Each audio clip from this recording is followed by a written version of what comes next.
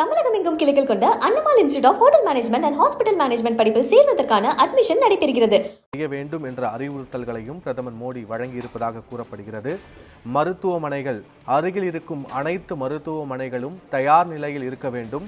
பாதிக்கப்பட்டு வரும் பயணிகளையும் குடியிருப்பு வாசிகளையும் உடனடியாக சிகிச்சை அளித்து அவர்களை உயிருடன் மீட்பதற்கான அனைத்து முயற்சிகளையும் மருத்துவர்கள் ஈடுபட வேண்டும். யாரும் விடுப்பில் செல்லக்கூடாது. உடனடியாக அவர்கள் அனைவரும் களத்திற்கு வர வேண்டும்.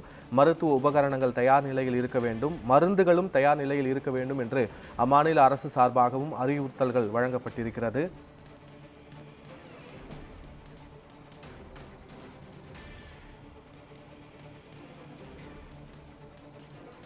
மிகப்பெரிய ஒரு பேர் விபத்து ஏற்பட்டிருக்கும் அகமதாபாத்திற்கு சென்னையிலிருந்து புறப்பட்ட விமானமானது மீண்டும் சென்னைக்கு திருப்பி அனுப்பப்பட்டிருக்கிறது.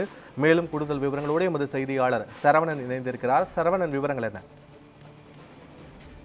குஜராத் அகமதாபாத் விமான நிலையத்திலிருந்து லண்டனுக்கு விமானம் செல்லும் போது விபத்துக்குள்ளாகிறது. இதனால் அகமதாபாத் விமான நிலைய மூடுபாடு தற்காலிகமாக மூடப்பட்ட நிலையில் இந்த நிலையில் சென்னை விமான நிலையத்திலிருந்து அகமதாபாத்திற்கு 132 பயணிகளுடன் இண்டிகோ ஏர்லைன்ஸ் விமானம் சென்றது.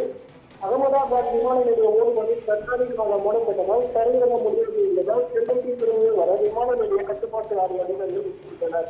இதனையடுத்து பாதி தூரம் சென்ற விமானம் மீண்டும் சென்னைக்கு மாலை 3:05 மணிக்கு அது கிளம்பியது.